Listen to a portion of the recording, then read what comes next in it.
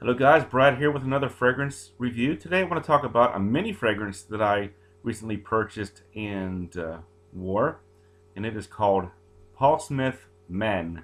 Not to be confused with Paul Smith Man. This one came out in 2000. Paul Smith Man came out years later. This is a woody floral musk fragrance. Top notes of orange, lavender, basil, and bergamot. Middle notes of ginger leaf, violet leaf, hyacinth, and geranium. And in the base, sandalwood, musk, oak moss, and vetiver. And at base notes, we have 16 positives, 7 neutrals, and 6 negatives. So the mini bottle, kind of looks like this. Green top, green lettering on the side that says Paul Smith Men. So with this fragrance, you're going to get a pretty heavy dose of a violet leaf, a very leafy fragrance. Some people say it even smells a bit grassy because of the leafiness of it.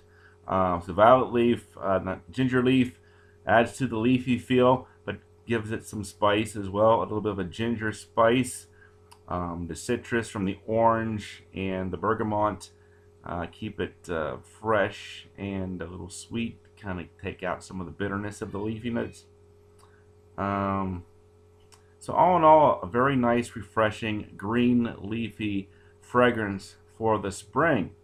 A lot of people are writing this one off as just a cheap copy of Dior's Fahrenheit. I have to disagree with that assessment.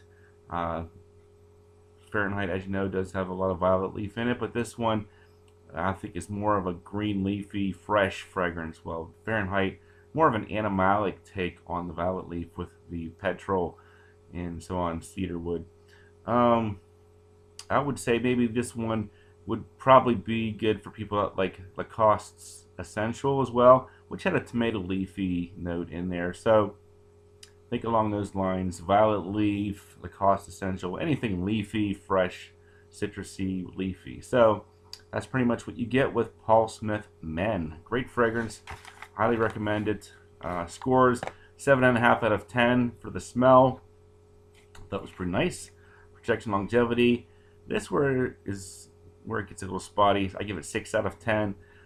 Starts off great enough. After a couple hours, it really gets close to the skin. Versatility, 7 out of 10. Could easily be a signature for spring and summertime, especially if you love violet leaf. Uniqueness, I give it 7 out of 10. I don't really see any similarity to Fahrenheit except for the violet leaf note. Price point $30 should get you a pretty big bottle of this one. 9 out of 10 for the price point. Overall, 7.5 out of 10. Glad I had a chance to try this one out. Probably one of the more easily wearable of the Paul Smith fragrance. Paul Smith story with the vetiver note might not appeal to everybody. Paul Smith Extreme might come across as a little bit daring as well with the nutmeg and such. So this one's really nice for spring. Paul Smith Men. Check it out. Thanks for watching, guys.